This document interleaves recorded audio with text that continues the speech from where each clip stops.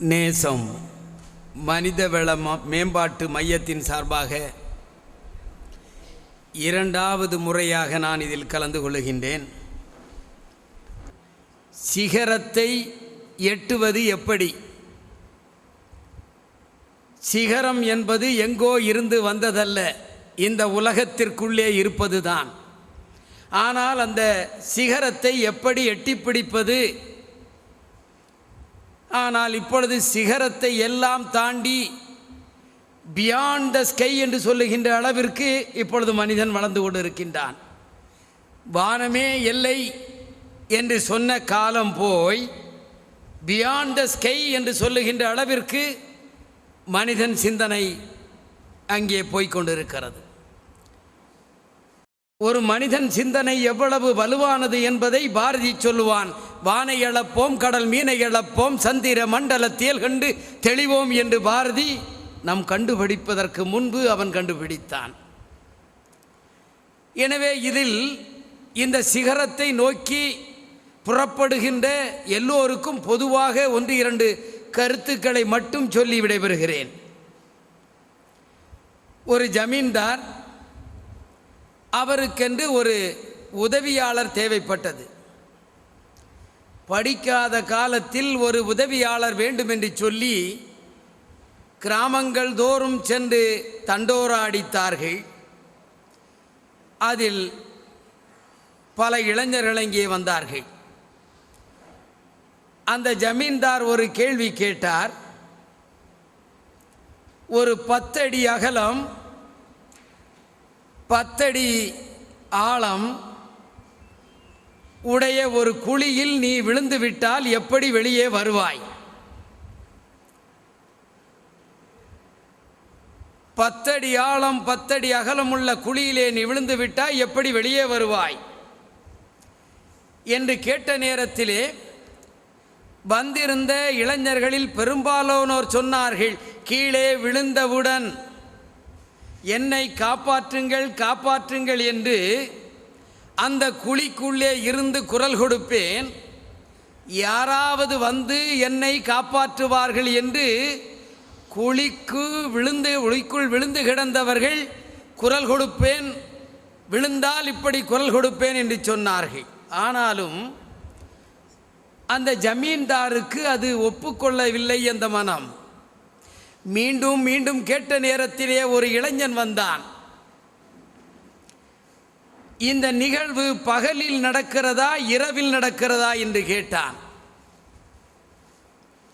நீ எதற்கு பகலில் நடக்கிறதா இரவில் நடக்கிறதா என்று கேட்கிறாய்? இல்லை, சொல்லுங்கள், காரணம் என்ன என்று சொன்னால், 10 அடி அகலம் 10 அடி ஆழமுள்ள ஒரு குழியை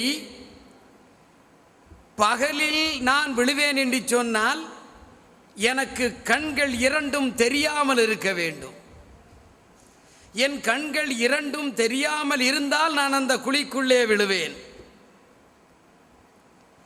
இரவாக இருந்தால் நான் எங்கு சென்றாலும் கவனமாக செல்லுகின்ற ஒரு நிலையை நான் ஏற்படுத்தி கொண்டுள்ளவன். எனவே இருட்டில் செல்லுகின்ற நேரத்தில் எப்படி செல்ல வேண்டும் என்று எனக்கு தெரியும். நான் விளக்கு ஒளியில் தான் செல்லுவேன். இன்னும் ஒரு கேள்வி கேட்டான். அந்த குழிக்கு பக்கத்தில் ஏதாவது உயர்ந்த மரம் இருக்கிறதா என்று கேட்டான். எதற்காக கேட்கிறாய் என்று அந்த ஜமீன்தார் கேட்டார். அதற்கு சொன்னான், ஒருவேளை அதன் பக்கத்திலே ஒரு மரம் இருந்து அதிலே நல்ல கனிகள் கிடந்தால் அதிலே இருக்கின்ற அந்த கனிகளை பறிப்பதற்கு அந்த மரத்தின் மீது ஏறி அந்த மரக்கிளை ஒடிந்து உள்ளே விழுந்தால் நான் பள்ளத்தில் விழுவேன். ஆனால் எனக்கு திருட்டு புத்தி கிடையாது, எனவே நானும் அதில் விழமாட்டேன் என்று முக்கோணத்திலே பதில் சொன்னான். அவன் முதலில் பகலா இரவா என்று கேட்டான். இரவு என்று சொன்னாலும் பகல் என்று சொன்னாலும் நான் கவனமாக போவேன் என்று சொன்னான். பக்கத்திலே மரம் இருக்கிறதா, அதிலே கனி இருக்கிறதா, அதிலே பறித்தால் கீழே விழுவோமா, ஆனால் திருட்டு புத்தி எனக்கு இல்லை என்று சொன்னான். ஆக சாதாரண ஒரு குழிக்குள் விழுந்த நிலையை ஒரு மனிதன் மாறுபட்டு சிந்திக்கின்ற நேரத்திலே தான் அவன் இமயத்தை நோக்கி தொடுகிறான் என்று நாம் புரிந்து கொள்ள வேண்டும். அப்படியே அப்படியே அப்படியே நினைத்து கொண்டால் எல்லோரும் சொல்வது போலே நான் உள்ளே விழுவேன், குரல் கொடுப்பேன், அந்த மணலை சுரண்டுவேன், அதிலே பாதை அமைப்பேன், மேலே வருவன் என்று சொல்லவில்லை. முதல் கட்டத்திலே தடுத்து நிறுத்தினான். எனக்கு கண்கள் 2 இருக்கின்றன, நான் பள்ளத்தில் விழமாட்டேன். இரவு என்று சொன்னால் நான் விளக்கை எடுத்துக்கொண்டு தான் செல்வேன் என்று சொன்னான். அதையும் மீறி மரம் இருந்தால் கிளையை ஏறி அதிலே விழுகின்ற திருட்டு புத்தி எனக்கு கிடையாது என்று சொன்னான். எனவே அவன் அங்கே வேலையில் சேர்க்கப்பட்டான். இதெல்லாம் ஒரு வித்தியாசமான சிந்தனையிலே நாம் சிந்திக்க வேண்டும் என்பதற்காக. இமயத்தையும் சிகரத்தையும் தொட வேண்டும் என்று சொன்னால் மனிதன் சற்று மாறுபட்ட கோணத்திலே சிந்திக்க வேண்டும். சாதாரண மனிதர்களை நாம் குறைவாக எடை போடுவோம். அவனுக்கு என்னய்யா, அவன் 4 ரூபா சம்பாதிக்கிறவன், இவனுக்கு என்னப்பா, என்ன ஒரு 10 லட்சம் ரூபாய்க்கு சொத்து இருக்கான், இவனுக்கு என்னப்பா, ஒன்றுமே இல்லை, நம்ம இருக்கிற ஸ்டாண்டர்டு என்ன என்று சாதாரண மனிதர்களை நாம் ஏளனமாக பார்ப்போம். அதைத்தான் ஒரு சிறிய நடப்பு மூலம் சொல்லுகிறேன். உருவு கண்டு எல்லாமை வேண்டும். உருவத்தை பார்த்து நீ யாரும் நகைக்கக்கூடாது, குறைத்து எடை போடக்கூடாது என்பதற்காக சொல்லுகிறேன். ஒரு பாம்பு இருந்தது, வெயில் காலம். அந்த வெயில் காலத்திலே அது தங்குவதற்கு ஒரு நாம் சொல்லுகின்ற புற்றுவை தேடி அலைந்தது. புற்றுநோய் என்பதும் புற்று என்பதும் வளரக்கூடியது, அதில் தான் புற்று. ஆனால் அது அங்கேயும் இங்கும் அலைந்தது, எங்கும் கிடைக்கவில்லை. இன்னும் ஒரு பாம்பை பார்த்து, எனக்கு வெயில் அதிகமாக இருக்கிறது, ஏதாவது புற்று இருந்தால் நான் அதுக்குள்ளே போய் இருந்து கொள்வேன் சொல்லேன் என்று சொன்னது. அதற்கு அந்த பாம்பு சொன்னது, இங்கே அப்படி ஒன்றும் இல்லை, இருந்தாலும் இன்னொரு இடத்தில் ஒரு புற்று இருக்கிறது, ஆனால் அதிலே கடி எறும்புகள் தங்கி இருக்கின்றன, எனவே நீ அங்கே போய் தங்க முடியாது, நீ வேறு இடத்தை பார்த்துக்கொள் என்று சொன்ன உடனே அந்த பாம்பு சொன்னதா, எறும்பு என்ன சினிமாவில் சொன்ன சிற்றெறும்பு என்ன செய்யுன்ற மாதிரி இந்த எறும்பு என்ன செய்யும், நான் யாரு, பாம்பு. உருவு கண்டு எல்லாமே வேண்டும் என்பதற்காக சொல்லுகிறேன். இந்த பாம்பு அந்த புற்றுக்குள் புகுந்து விட்டது. ஒரு நாள் 2 நாள் 3 நாள் போய் வந்து கொண்டிருந்தது. ஒரு நாள் ஒரு பெரிய தவளையை முழுங்கிவிட்டது அந்த பாம்பு. எனவே துவாரம் சின்னது, இந்த பாம்பு பருத்து விட்டது, உள்ளே நுழைந்தது. நுழைந்த நேரத்தில் அங்கே இருந்த கல்லுகள் அங்கே சிராய்ப்பு பண்ணி அந்த உடம்பிலே கொஞ்சம் இரத்தம் வர ஆரம்பித்து விட்டது. ஒரு நாள் 2 நாள் மழை வெளியே வரவில்லை. இது உள்ளே போன உடனேயே அந்த எறும்புகளுக்கு இந்த பாம்பின் உடம்பில் இருந்து வந்த இரத்த வாடை, அந்த எறும்புகளுக்கு அந்த இரத்த வாடை ஈர்த்தது.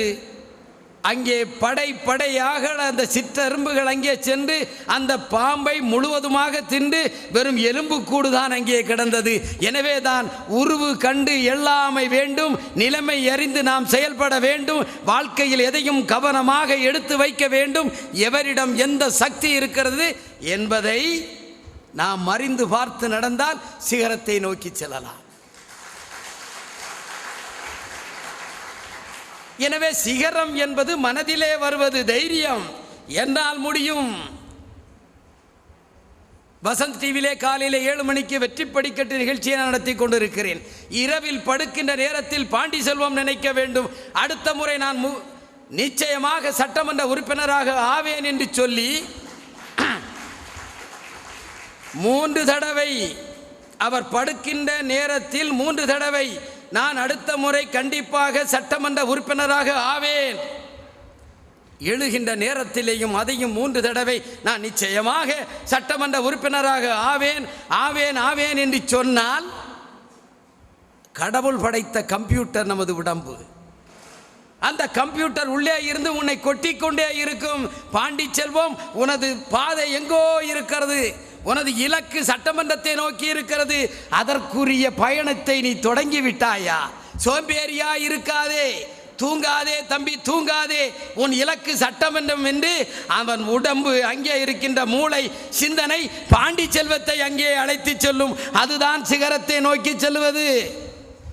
நம்மை நாமே தான் வளர்த்து கொள்ள முடியும். நம்மிடம் இருக்கின்ற உந்து சக்தி தான் நம்மளை உயர உயர உயர தூக்கி சொல்லும். என்னால் முடியும் என்று நினைப்பவன் தான் சாதிக்க முடியும். அதே நேரத்தில் முயற்சி, யாராக இருந்தாலும் முயற்சி, தன்னம்பிக்கை, உடம்பில் தைரியம்.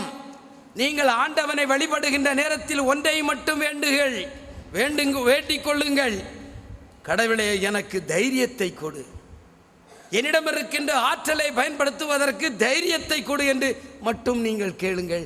வாழ்க்கையில் வெற்றியாளனாக மாறலாம். தன்னை பயந்தவன், தன் நிலை உணராதவன், தன் சக்தியை புரியாதவன், அவனிடம் என்ன இருக்கிறது என்பதை தெரிந்து கொள்ளாதவன் வாழ்க்கையில் முன்னேற முடியாது. உன்னையே நீ அறிய வேண்டும். சாக்ரட்டிஸ் சொன்னது போல, உன்னை நீ அறிந்தால்தான் சபையிலே உன்னை மற்றவர்கள் உயர வைப்பார்கள். முதலில் உன் காலில் நிற்பதற்கு, உன் சக்தியை பயன்படுத்துவதற்கு நீ தயாராக இருக்க வேண்டும். அப்படி என்று சொன்னால்தான் சிகரத்தை நோக்கி வெற்றி நடை போடலாம், அங்கே வெற்றி கொடியை நாட்டலாம். இன்னும் 2 மணித்துளிகள் தான் பாண்டிச்செல்வம் அவர்களே. கும்பகோணத்திலே பெருந்தலைவன் காமராஜ் அரசியல் அல்ல, ஒரு பொது நிகழ்ச்சியிலே கலந்து கொண்டு வந்து கொண்டிருக்கிறார். பல்லாயிரக்கணக்கான மக்கள் அங்கே ரோட்டு ஓரத்திலே நின்று பெருந்தலைவன் காமராஜரை பார்க்க வேண்டும் என்று ஆர்வத்தோடு நிற்கிறார்கள். அதிலே ஒரு வயதான பெண்மணி, 60 வயது இருக்கும், தன் நிலைமை ஏழ்மையாக இருக்கிறது, இதற்கு ஒரு வடிகால் கிடைக்குமா? பெருந்தலைவன் காமராஜ் எல்லோருக்கும் கடவுளாக இருக்கிறாரே, ஏழை மாணவர்களெல்லாம் படிக்க வேண்டும் என்பதற்காக கல்வி சாலைகளை தருகிறாரே, மதிய உணவை தருகிறாரே, நமக்கும் ஒரு வாழ்வு கிடைக்கும் என்று சொல்லி அந்த வயதான பெண் அங்கே காமராஜரை பார்க்க வேண்டும் என்று துடிக்க காவல்துறையினர் அவர்களை உள்ளே விடவில்லை. காவல்துறையில் உள்ளே விடவில்லை என்ற காரணத்திற்காலும் முயற்சியை விடவில்லை. 60 வயது, ஆயிரக்கணக்கான மக்களிலே ஒரே ஒரு பெண் தன்னிடம் இருக்கின்ற முயற்சியால் நமக்கு என்ன வேண்டும் என்பதை தெரிவதற்காக அங்கே காவல்துறையினை தள்ளி கொண்டு ரோட்டுக்கு வருகிறார். அதே நேரத்திலே பெருந்தலைவன் காமராஜ் தூரத்திலே இருந்து பார்த்து விடுகிறார். அவரது கண்கள் தான் தெரியுமே, எப்படி மீன்கள் தன் குஞ்சுகளுக்கு தன் கண்ணின் மூலம் இருக்கின்ற சக்தியினுள் உணவளிக்கிறதோ அதை போலே தூரத்திலே இருந்து அந்த தலைவன் அந்த பெண்மணியை பார்த்தான். நிறுத்து என்று சொன்னான் காரை. நிறுத்தி அந்த பெண்மணியை பார்த்து கேட்டான், எதற்கம்மா இவ்வளவு காவலையும் மீறி நீ துடித்து கொண்டு என்னை பார்க்க வேண்டும் என்று நினைக்கிறாய் என்று கேட்ட நேரத்திலே அந்த தாய் சொன்னார்கள், 60 வயதாகிவிட்டது, கூலி வேலை செய்து கொண்டிருக்கிறேன், கூலி வேலை செய்ய முடியவில்லை என்று சொன்னால் உணவுக்கு வழியில்லை, எனவே எனக்கு ஏதாவது உதவி செய்தால் நான் வாழ்க்கையில் ஒரு தன்னிறைவு அடைந்தவளாக இருப்பேன் என்று சொல்ல, பக்கத்திலே இருக்கின்ற அதிகாரியிடம் பெருந்தலைவன் காமராஜ் கேட்கிறார், ஒரு 60 வயதான ஒரு பெண்ணுக்கு ஒரு மாதத்திற்கு எவ்வளவு செலவாகும்? அவர் சொல்லுகிறார், 20 ரூபாய். தமிழகத்திலே எவ்வளவு வயதானவர்கள் இருப்பார்கள் கணக்கிட்டு சொல்லுகிறார்.